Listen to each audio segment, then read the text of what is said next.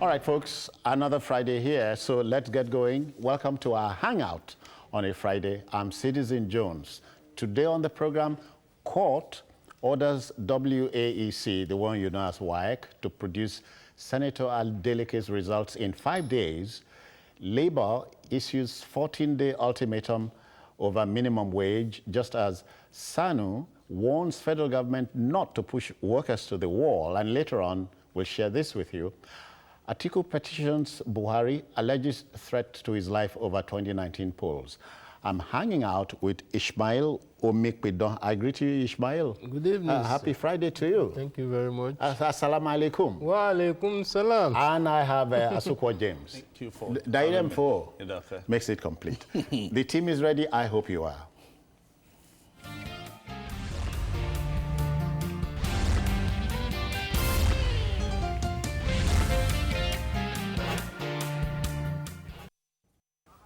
Okay, let's go. Don't ask me. Jide is an MIA this evening. He's missing in action. He's on official assignment out of town. Now let's go. The compulsive Italian political theorist Niccolò Machiavelli postulated by warning this way. He said, never attempt to win by force what can be won by deception. End of quote. An expansion of this logic can be summed up in this way. A man is sometimes not what he thinks he is, but what he hides. Did you get that right? A man is not sometimes what he thinks he is, but what he hides. Osun State serving senator and the PDP governorship candidate for the forthcoming September 22nd election has a high mountain to climb. The FCT High Court has given the West African Examinations Council 5 days to produce the senators' May-June 1981 results of examinations conducted by 8. Justice O.A. Musa gave the order ex parte following a petition by 2 plaintiffs, Messrs. Wahab Rahim and Adam Habib. The famed dancing senator must be persuasive in this particular frolic or dance. Ishmael, no pun is intended. This is no dancing time for Senator Adeleke.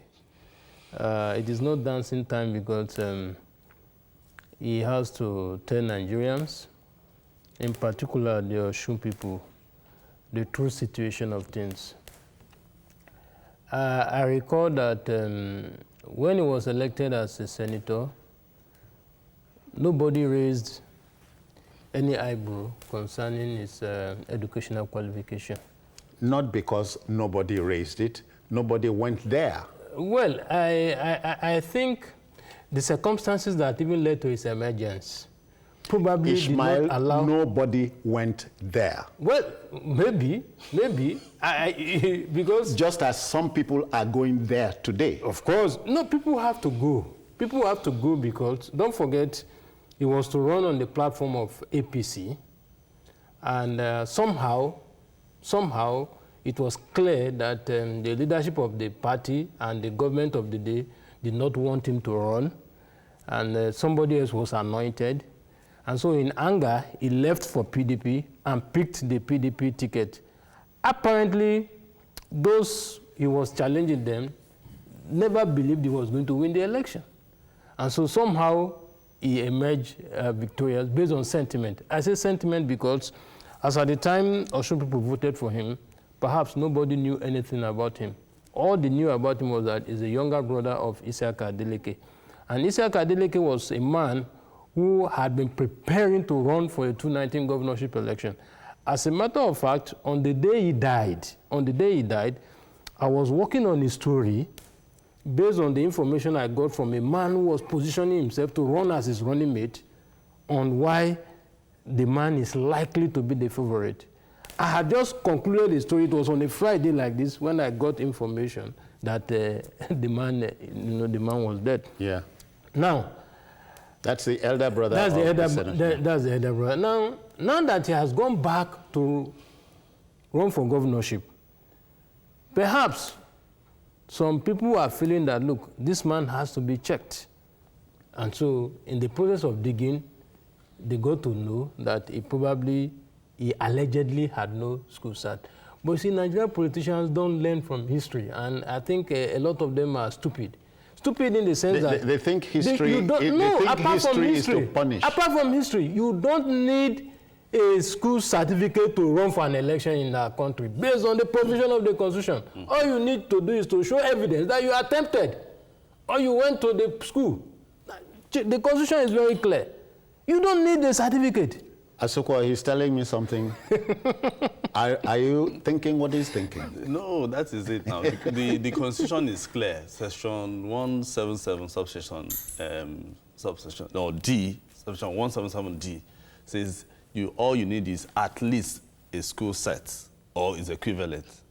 That is what it means. Equivalent here would include NECO? No, equivalent is as defined by INEC. INEC.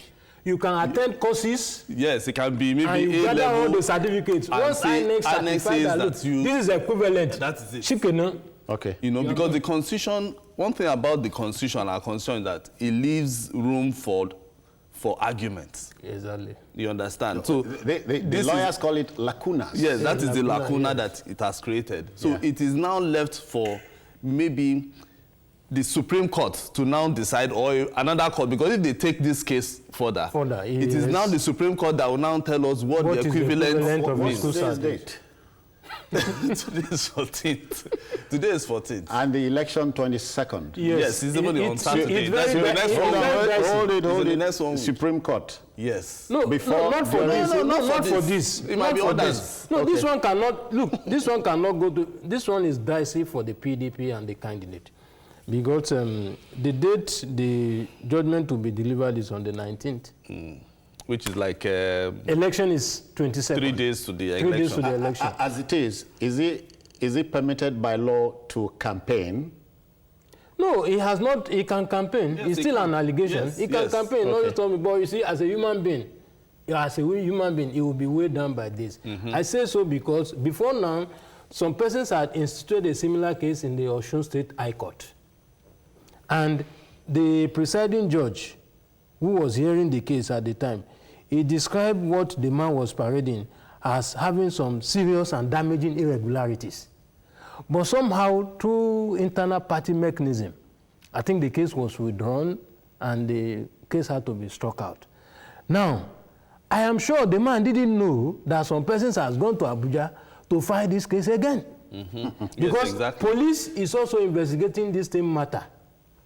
About 2 or 3 weeks ago, we got the police report, which we published in our paper, where the principal who purportedly signed the certificate claimed to have confessed that he did it under duress.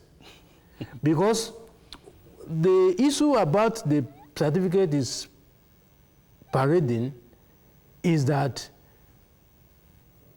the Osun State had not been created at that time when he claimed to have attended the school he claimed to have attended. And that is what the certificate is bearing. So now the state has been created as Sukwa. Does it nullify whatever happened before? No, you don't understand what I'm saying is that school as at then should be Oyo State. Osun State. But what he has now is Osun State. Please. Understand my grammar in English. And do you know that the court now is now saying that they don't even want the certificate? What they need is the spreadsheet of the school. Yes. No, the court names ordered the exams council to swear to an affidavit that the incumbent senators sat for the May-June 1961 81 election. Oh, come on. Exams. Now, we must go back there. Yes. Asukwa and Ishmael, how did we get him elected? You don't want to go there? No, we can go there. All right, okay, let's go there. We still have time. We have been there before. Obasanjo's first president of the Senate had certificate wahala. After election, He got impeached. That's Evans. I don't forget his name. No, Evans, and Obasanjo's first speaker. Salisu. That's what is the speaker. Salisu Buhari. Evans. So what we are saying, this is after they were elected. Yes. Now we are replaying that thing. Don't you think we remain a laughing stock? Let me confess to you. Confess. As we speak now, if we scrutinize all the 36 state houses of assembly in this country, including the National Assembly. Please don't go to court. I tell you, we have so many of them parading fake certificates. Yeah, and I say that they are doing it because they are stupid. And they are stupid and they don't even know anything.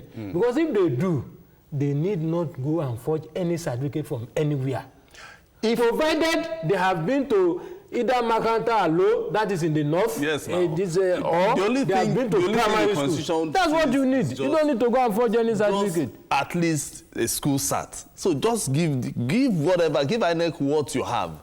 And, you know, and because the constitution didn't say know how to read or write. Yes. It just says just go to the school and bring your certificate. School cert. School cert. Or is equivalent. Okay, so I'll say you sat for school or you sit. No, you don't need to. No. You don't need to sit for any exam.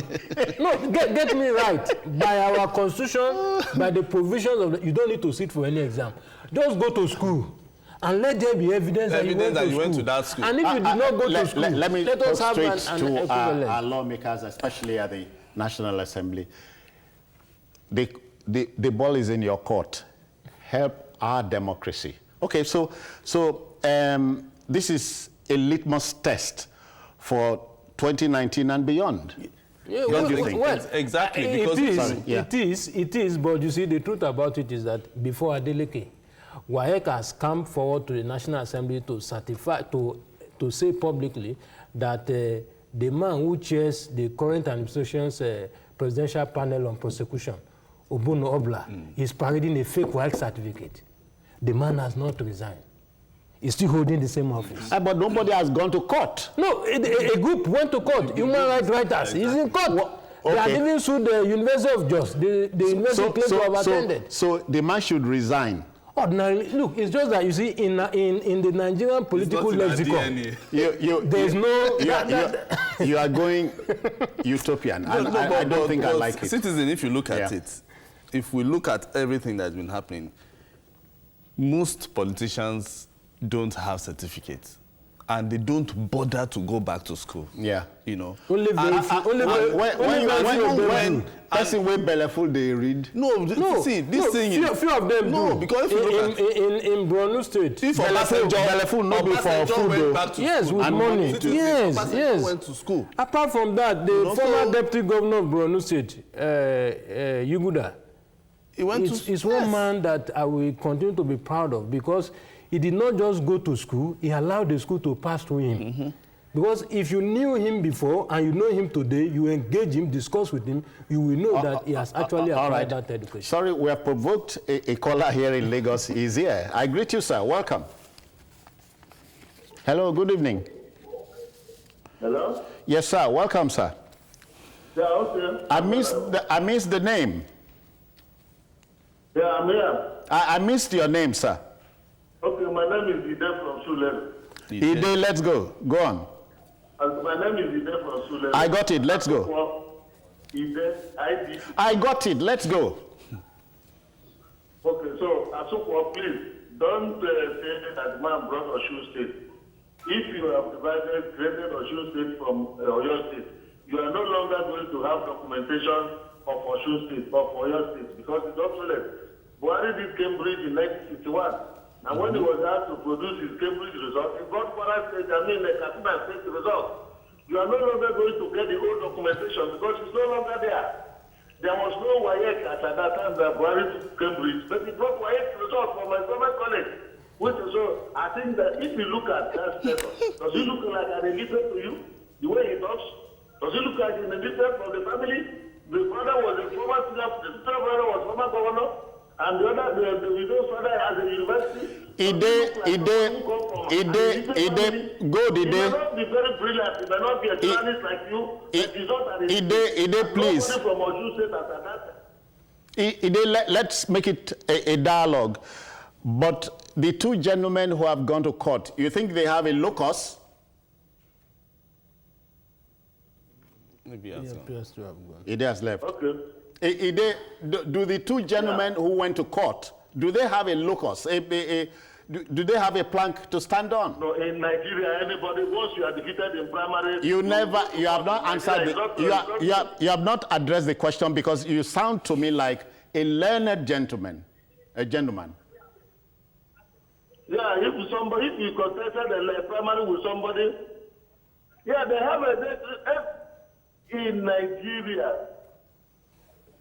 Yeah.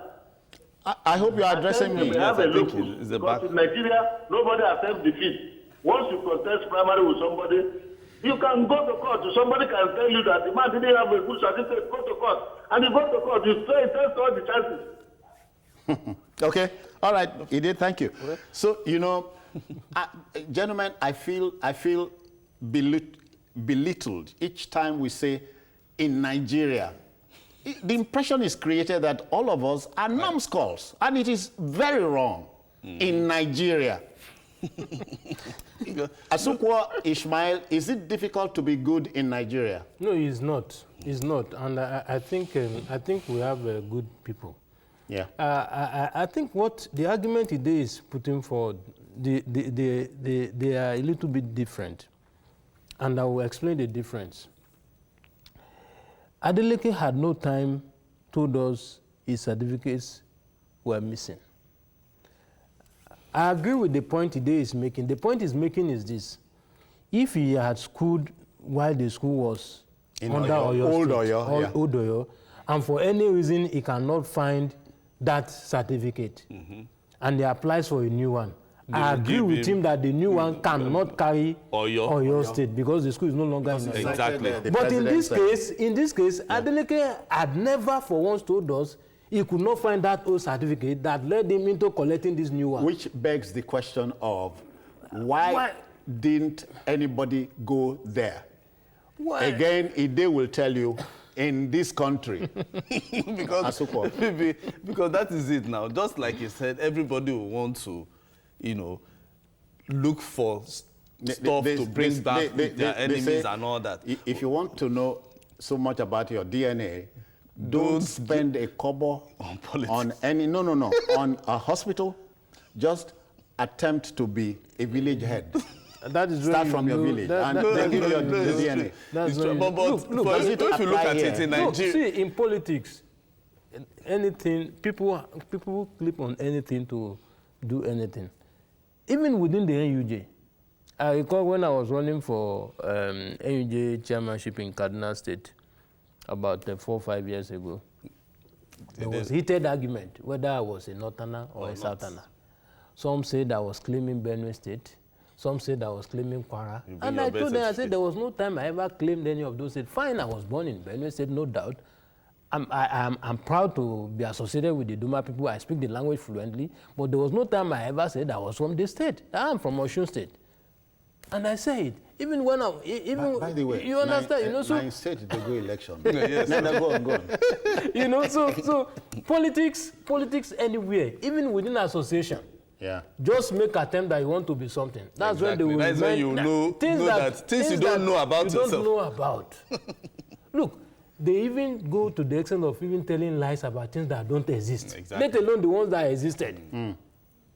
No, I think what Adeleke should do. Okay. Yeah. Is if he has this certificate, he should present it. Go defend yourself. No, yeah. so we are not saying that he doesn't have. I want to believe, just like Ide said, he looks educated, he looks learned. If he has this certificate, whether he has all the F9s, he sat for the exam or he didn't sit. But I want to believe he has. He should just go to the let court me and quickly tender take Stanley is in the UK. I greet you. Welcome, sir. Brother Stanley, are you there? Yeah, I'm here. Yeah, let's go. Yeah. Yeah, like you guys are rightly saying over there.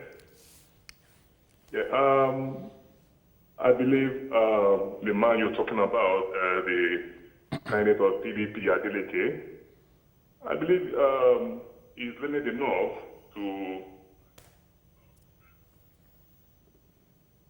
Are you there?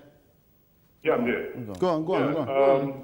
Like Asukwa said, from the background on the background is coming from, the family is coming from. I think it can be. It's not possible that he didn't go to school. He doesn't have any WAEC result. So, rightly in Nigeria, once a candidate is defeated, the next thing he comes up with, well, this person didn't go to school, that one didn't go to school. I just feel they should just squash this and then let the man continue. He shouldn't feel depressed with all this happening. Stanley, in the UK, your UK will take this? All right, okay. In closing, in wrapping up this subject matter, WAEC or WAEC has a tall order. Has 5 days, and the 5 days started counting since day before yesterday. Yes. So 1, 2. I think by Wednesday. Or by Wednesday, Wednesday, you should have turned in everything. They should have turned in, and by Thursday or thereabout, I think judgment will hear whatever the ruling will be by by Thursday. But if I were him, I won't wait for that day to explain myself on this matter. All right then. I think this is a lesson for all politicians. Because if you don't do the circumstances surrounding this thing. I think it's a lesson for other politicians. Just make sure that your papers are right. And INEC or whoever. And leave the rest to INEC and posterity. Yeah, exactly. Okay. For me, it is simply to remind you that in politics, sometimes certain things are made to go wrong, not because those things want to go wrong, but because it was designed to appear that way. We'll take a breather and come back. But still to come, Labour issues 14-day ultimatum over minimum wage, just as the Senior Staff Association of Nigerian Universities has warned federal government not to push workers to the wall. We'll be back.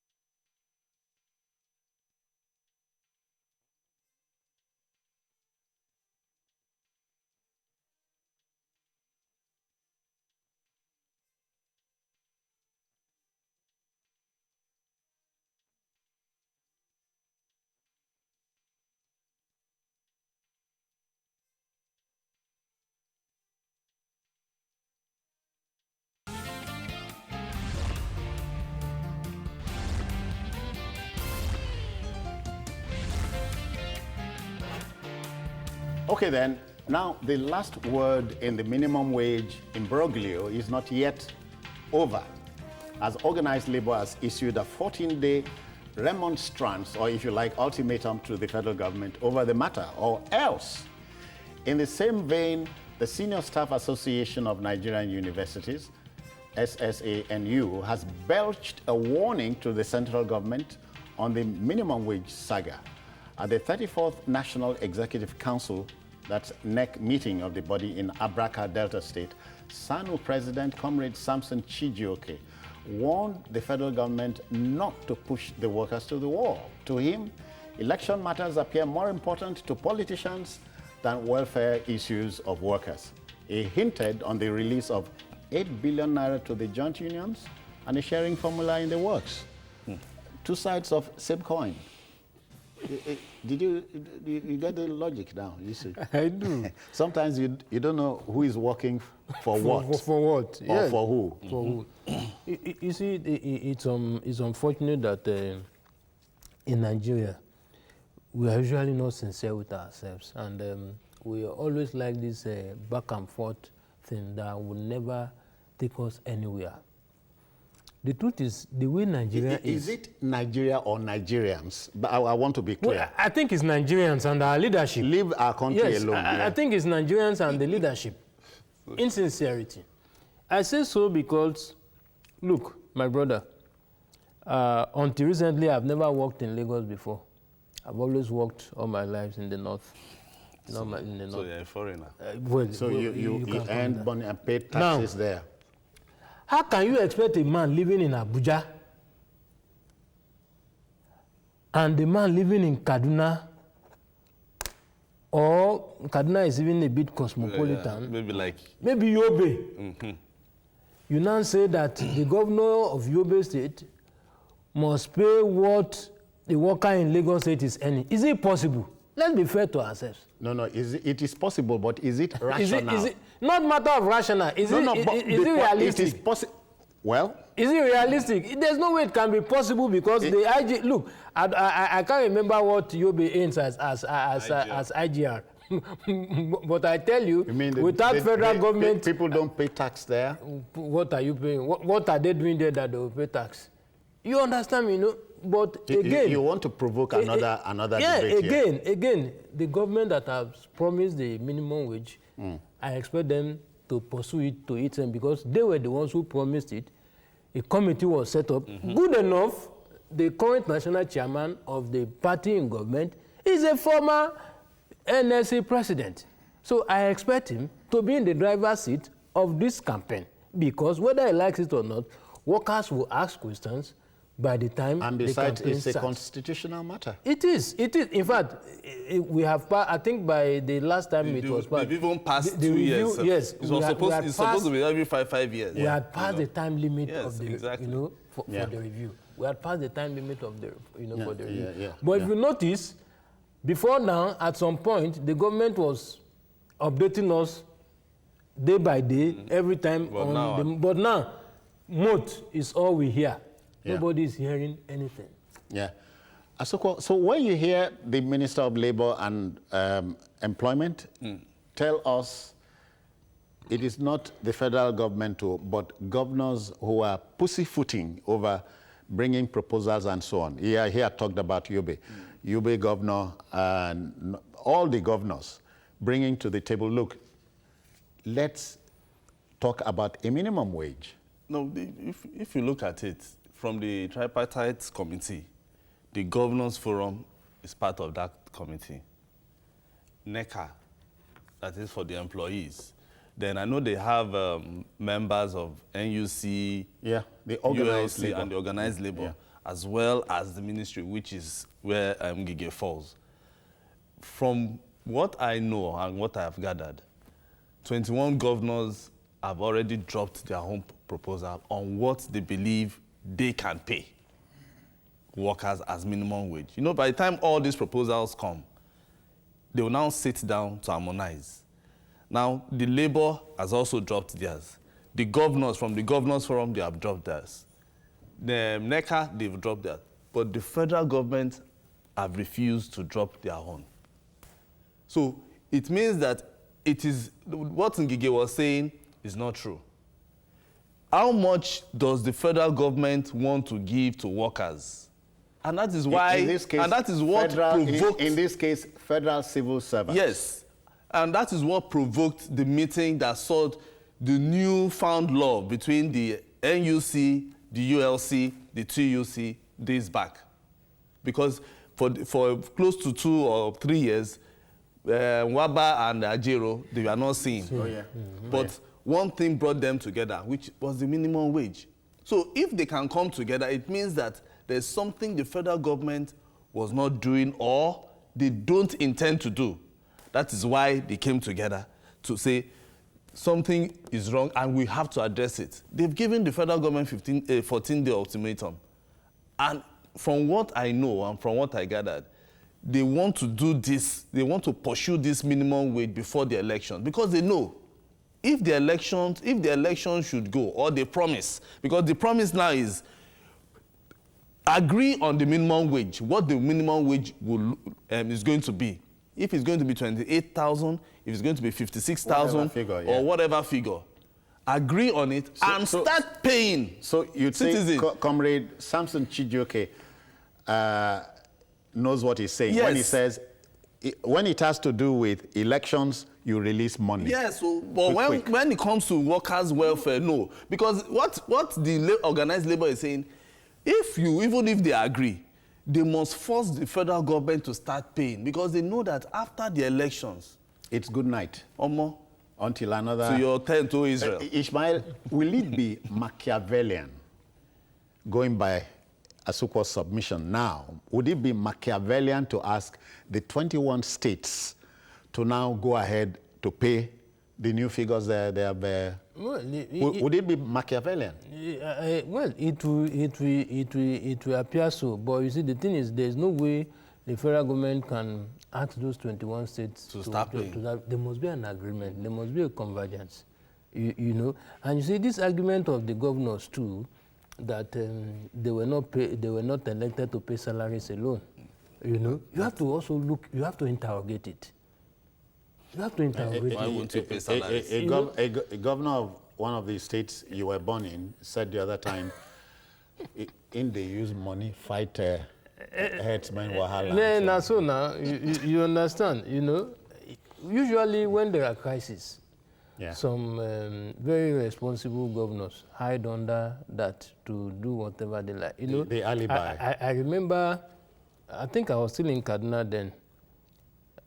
I think it was one of the Kaduna state governors who claimed that he had spent 10 billion because of, you know, the state was part of the state that recorded this post-election crisis. He said they had spent 10 billion in less than 1 year to fight, to take care of security issues, you know. And Borno, that had been fighting Boko Haram for like 3 years at that time, had not spent close to 10 billion. You know, sympathy.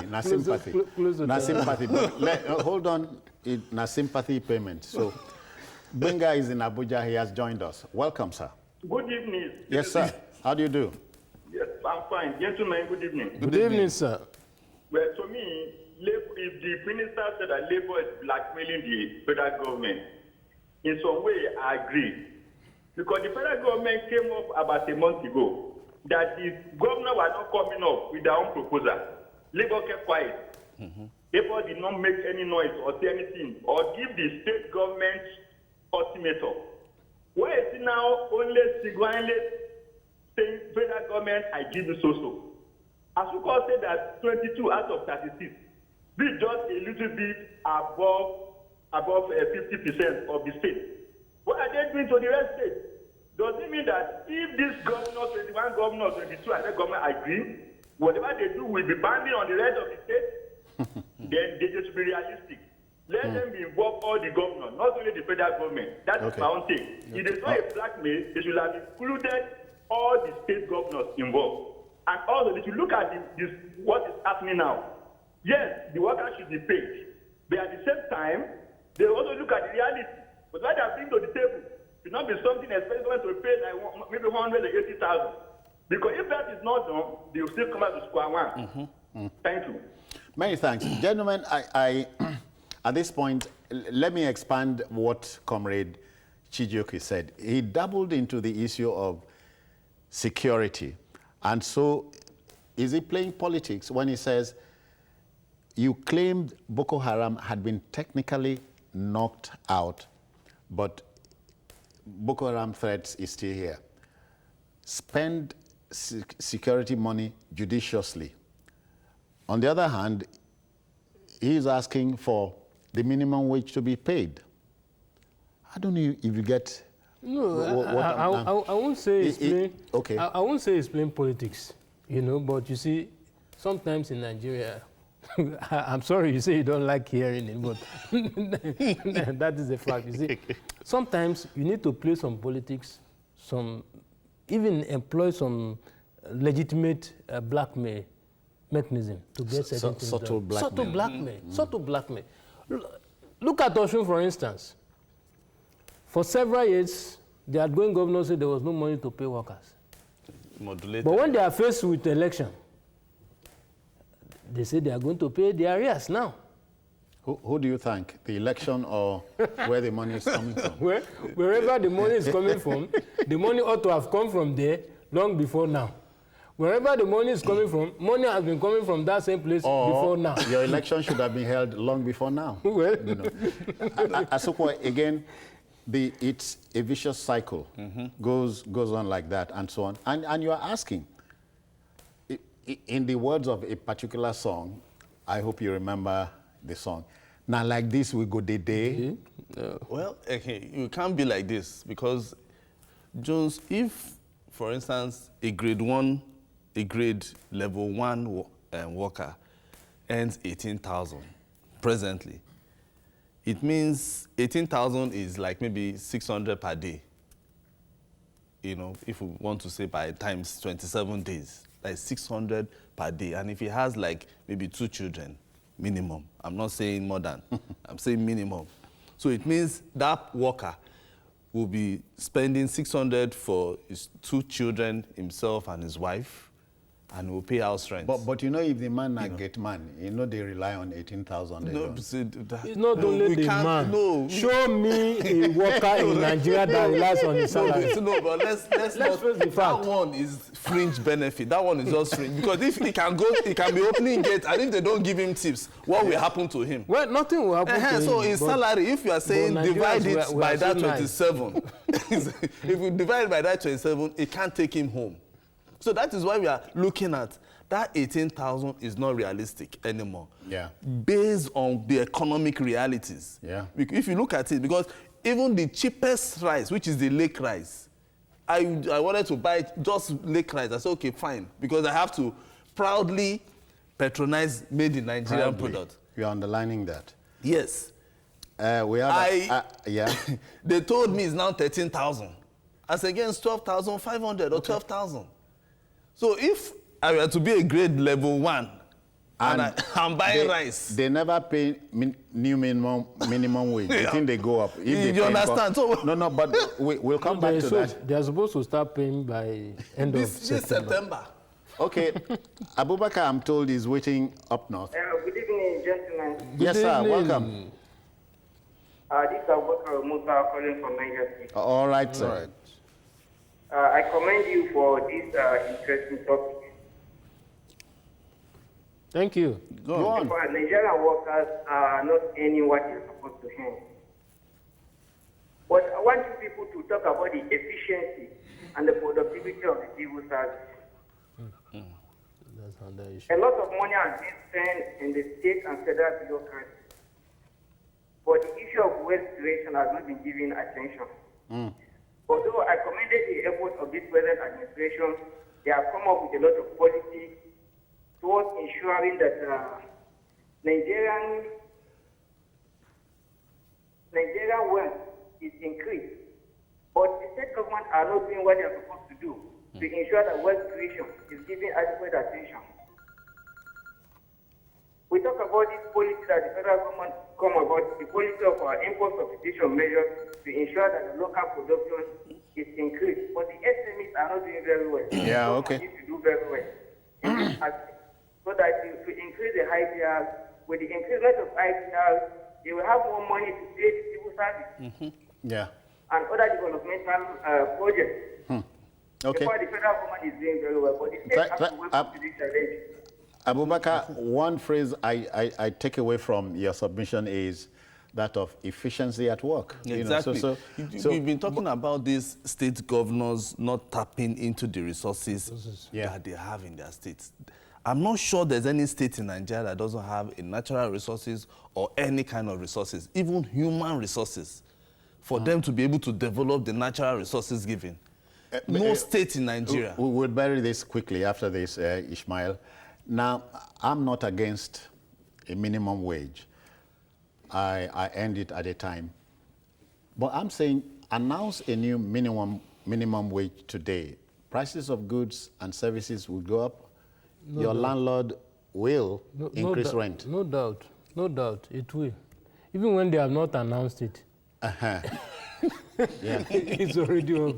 Even when they have not announced it, it's already up. So when they announce it, it will certainly go up. Yeah. So you are wondering, how do you reconcile the interplay? You know, the worker, the man, your tenant is supposed to be happy at work. earn a good pay to pay your rent steadily. You jack the rent up. The man is in rough weather. So how does he cope? That's another fight. Yeah, there are some landlords that are very, very considerate. I tell you that even some private schools have been very, very considerate in this time we are. You know, for owners of school to call parents and say, look, we know what the times are. Don't wait until you get their fees in bulk before you pay. Okay. If it is 50, just pay. So everybody understands the situation. So the truth is, there is no way they announce minimum wage today and prices of things will not. They have not announced it. And some Nigerians cannot even. I hear there's an 11th commandment here. Whatever goes up does not come down. It goes into. Okay. All right. Okay then. So let's take on another topic, and this has to do with a former vice president. But then we'll go on this break and return.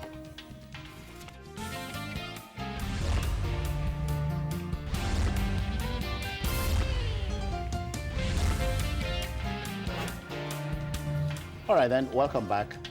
There is a profound quotation about threats that I desire to share with you now. It says, there are two kinds of idiots. Those who don't take action because they have received a threat to their lives, and those who think they are taking action because they have issued a threat to somebody's life. Well, our man is taking action already, following a threat to his life and that of his family. Politician, retired customs officer, and former vice president Alhaji Atiku Abubakar, who has been to the mountaintop in a manner of speaking, knows that the power game in our country is a compelling matrix. He has petitioned the President, Commander-in-Chief Muhammadu Buhari over what he calls, in his words, criminal intimidation and threat to my life, that of my family members, and cyber stalking using a phone number 08142288704, end quote. Now, this is serious, and you don't joke with threats. This is no kiddie stuff. Well, I agree with you that you don't joke with a threat to life. But you see, there are certain things that when you see on your own, you should be able to decide if the person issuing the threat is mentally stable or not.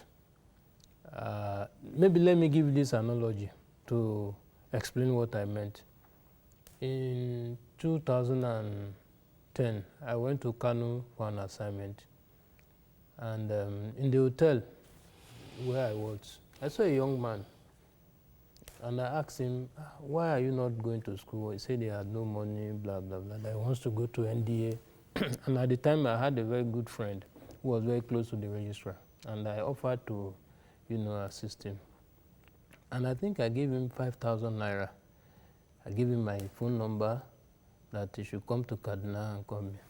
Now, before I left the hotel, one number now called me that they brought my photograph, that somebody has given them money to kill me, but that they see that I'm a good man, and I just laughed. When the person now dropped, and I called the young man, I said, well, I thought you were a decent young man who really needs, a future. But I can see that, I was willing to assist, and the next thing you do is to go and connive with somebody. I said, look, anything you have, if you have the power to kill me, go ahead. I didn't hear any call again after that. So what I'm saying in essence is that if you read through the petition, what the vice president said, the former vice president, thank you very much, said the person who is threatening me, I say, there are two pedestrians for me as a person to make any meaning. However, since the numbers, kindergarten. Since the phone number has been provided, we leave it to the security agents to help us to go to work, unveil whoever is. Let's touch on some of the texts in the petition. Quote, withdraw from the presidential race or we'll kill you, rape your wife, blow your plane. And name the wife and the daughter. We know your wife works here, your daughter, blah, blah, blah, and so on. And off the sky, I will poison you and your family. You are going to see what we will do with your family. We control the aviation towers in Nigeria and South Africa. We are in government, and Buhari will win again. Exactly. We'll win again. Your party members will never select you, blah, blah, blah, blah, blah. If they do, we kill and... If the party member will not select me, how does it become a threat to Buhari's ambition? You understand? So, you know, so the thing is... You understand? If we begin to look at the whole thing, yes, we might take it serious. Then the other way, we might not. Because if we read in between the lines as journalists, we will just laugh. But I want to just assume that it is a threat, because threat to life is serious. Cyber stalking is a serious crime. And that is why I would want the police. Thank God the police now, anybody that calls, they can easily trace. Yeah, and track the person. You know. So let them track the numbers, get whoever has the number, and then they can get... We don't want... I think the polity is already overheated by who is going to be the next president and all that. And we don't want people to start bringing threat to life into the whole fray, because it would amount to another thing entirely. And there's another sentence he used, which he said something about national security or something. He mentioned something. That was where I now had doubts. Over the whole thing. When you now want to bring your entire family into national security. He said if this threat is not checked, it can hamper national security. We are all under threat in Nigeria. So it shouldn't just be only one person and his family. As I sometimes say, Ishmael and Asokwa, we don't see 99, so who be 100? So everybody, we have to even for him. You can't tell me that even him as a person can just, as a former vice president, will just be lax and he won't take his own security seriously. It's not possible. That's why the quotation, two classes of idiots. The one who does not do anything because the threat has been issued, and the one who issues the threat and goes to sleep. Exactly, because you can't. He's a former vice president for crying out loud. For me, if Atiku had been given the PDP ticket, as at the time this threat came out, honestly speaking, it's a different ballgame. Yeah, okay. We will not say, okay. But from the array of aspirants in PDP, it's like the first 11. It will be very, very difficult to say, this is the man who will pick it, this is the man. Unlike in 2015, in the build-up to 2015, even before the APC primaries, we knew who was going to pick the ticket on the APC primaries. And this leads me to an information that was shared with me by a very prominent politician in this country shortly before that attack on Buhari in Kaduna. He called me one early morning.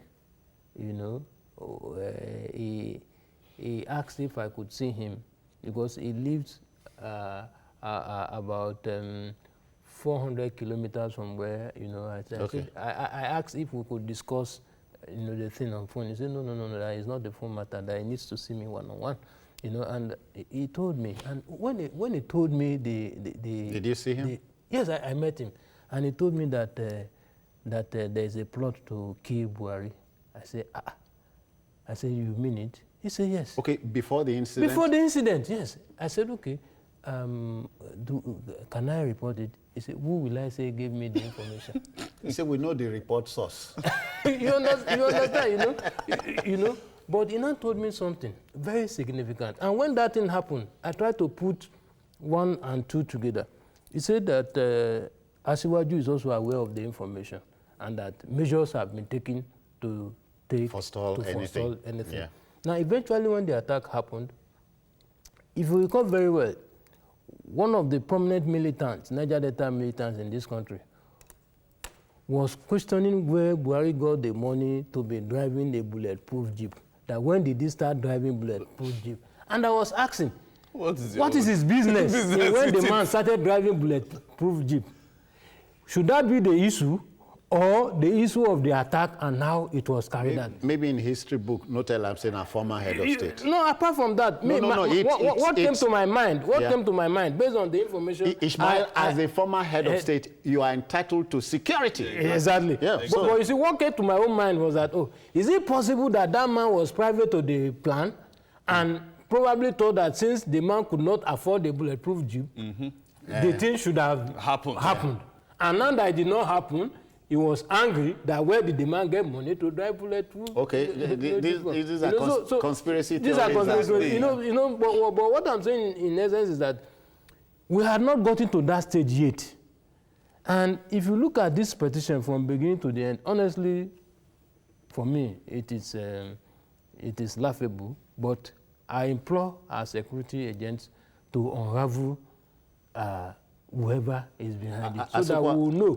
Because sometimes too, you see, these miscreants that mingle around politicians, they are very funny. Exactly. If they are looking for money from their principal and they cannot get it, they can resort to pranks like this to get money from their principal. I have been witnesses to at least 3 that I know. So you are tipping a man off. so maybe you should be looking at people around. But you know, the man we are talking about is a retired paramilitary officer, so he should know. Because as I said in my preamble, the man as a former vice president, former number 2 man, former deputy commander-in-chief, he knows the political terrain is a maze, and so he can't take anything for granted. So, but don't you see another angle to it? The line, Buhari will win again. We are in government, blah, blah, as attempting to indict, in a subtle way, rope the president into it, or the party into it.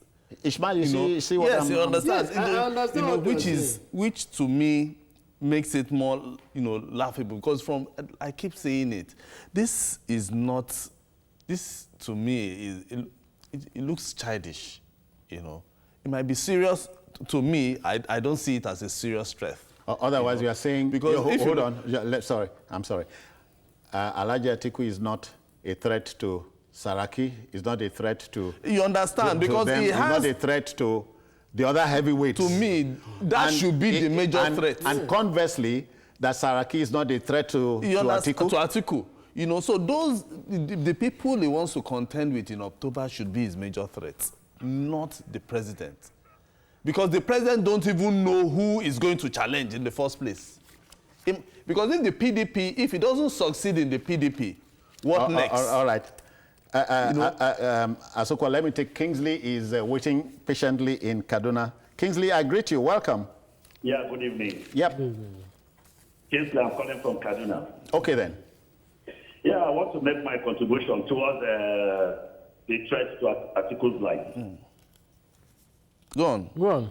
Yeah. Ishmael, my friend, my Kaduna brother, how you doing? I'm fine. This is King's Boutique on the line. Okay. Well done, How are you? I'm good.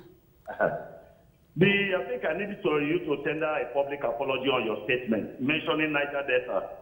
That probably there's somebody from Niger Delta zone, I think, is celebrating the accident when it took place in Buhari.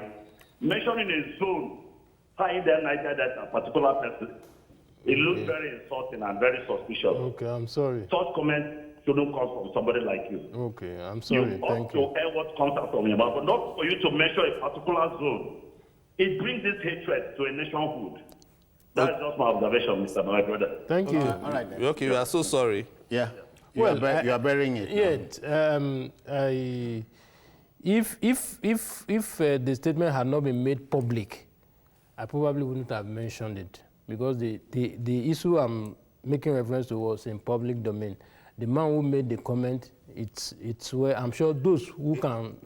It was reported. It was reported. Yeah. Now, having said that, the former vice president, we salute him for bringing this to public knowledge, and I will employ him to ensure that he follows the matter to its logical conclusion, as they say. It will also help in future when we get messages that appear stupid like these ones. And this is not to say if the man eventually gets the ticket, you should issue another threat. Go on. Yes, because just like you say, I think the IG should look into it. You know, it's not something we don't want any bloodshed before or after this election, or during the election. You know, everything that concerns threats should be taken seriously. Okay. He has petitioned the president, which is the right thing to do, which is the right thing to do. Like this. So the IG should look into it. We leave it there, but let me thank Ishmael Omikpidon for coming. Thank you very much. Thank you. Enjoy your weekend. On your bill or my bill? Send the bills to us. Okay. Did you hear me? Us. Asuko James. Enjoy your weekend. And you too. All right then. In closing, let's tell the former vice president this. No pun is intended. Don't take life too seriously. You may never get out of it alive. Live your life. Enjoy your life. You are paying the price for being a big man. Okay? That's Hangout for today and for the week. Join us for another episode on Monday, and also watch Journalists Hangout on other platforms showing on your screen and on YouTube at youtube.com/TVC News Nigeria. The feedback channel remains the same. I am Citizen Jones. Bye-bye for now. Bless you.